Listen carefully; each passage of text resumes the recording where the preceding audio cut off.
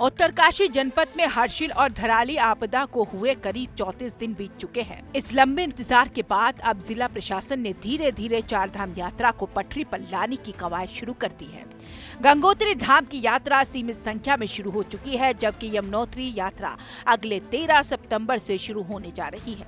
लेकिन सवाल यह है कि क्या ये सफर यात्रियों के लिए पूरी तरह सुरक्षित है, क्योंकि जिस राष्ट्रीय राजमार्ग से होकर यात्री धाम तक पहुंचते रहे हैं, वही आज भी हर पल खतरा मंडरा रहा है। गंगोत्री और यमुनोत्री राष्ट्रीय राजमार्ग पर लगातार हो रहे भूस्खलन ने यात्रियों की मुश्किलें बढ़ा दी है। जगह जगह मलबा आने से हाईवे घंटों बंद हो जाता है। यात्रियों को रास्ते खोलने का इंतजार करना पड़ता है। इस असुरक्षा के बावजूद आस्था के मार्ग को प्रशासन ने फिर से खोला है। जिलाधिकारी प्रशांत आर्य ने बताया है कि धराली आपदा के बाद गंगोत्री धाम की यात्रा बीते दिन से शुरू कर दी गई है।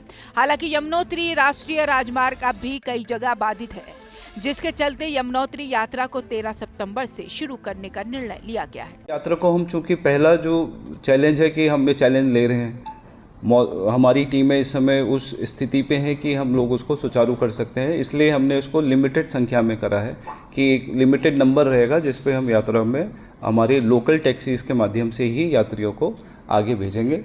और जो हमारे सेंसिटिव जगह हैं उसमें हमारे वॉचर्स, हमारा जो होमगार्ड पीआरडी है या पुलिस का ड्यूटी है वो रहेगा। बीआरओ का अपना इक्विपमेंट्स उन्होंने कहा है कि हम लोग रखेंगे, जो सेंसिटिव मैंने 4 जगह बोली है।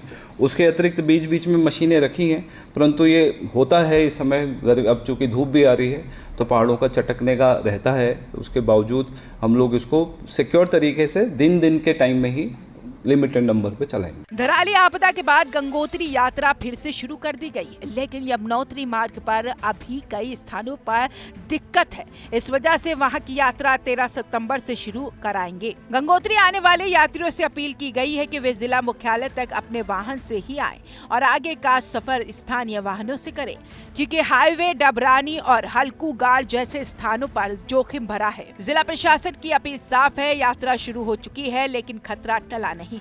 पहाड़ी मार्गों पर लैंडस्लाइड की घटना आज भी यात्रियों की सुरक्षा पर बड़ा सवाल खड़ा कर रही है। उत्तरकाशी जनपद में हर्षिल और धराली आपदा के करीब 34 दिन बाद चारधाम यात्रा की गहन तैयारी शुरू हो चुकी है। गंगोत्री धाम की यात्रा सीमित संख्या में शुरू हो गई है, जबकि यमुनोत्री के लिए यात्रियों को 13 सितंबर तक प्रतीक्षा करनी होगी। इस बार प्रशासन ने मार्गों की सुरक्षा, बहाल सड़क मार्ग और राहत व्यवस्थाओं को लेकर विशेष ध्यान दिया है। फिर भी पहाड़ों की जटिलता और मौसम का असर हर कदम पर जोखिम बनकर मौजूद है।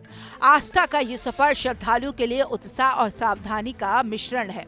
यात्रियों की सुरक्षा और सहज यात्रा सुनिश्चित करने में प्रशासन की जिम्मेदारी और तैयारियों की अहमियत अब हर किसी की निगाहों में है। देवभूमि कहे जाने वाले उत्तराखंड, जहां पर प्राकृतिक आपदा ने वहां के लोगों को झकझोर कर रख दिया और शासन प्रशासन के सामने एक बड़ी चुनौती लाकर खड़ा कर दिया। दरअसल ये प्राकृतिक आपदा उस समय आ रही है जब चारधाम यात्रा चल रही है, और इस भयावह हालात को देखते हुए उस चारधाम यात्रा को रोक दिया गया।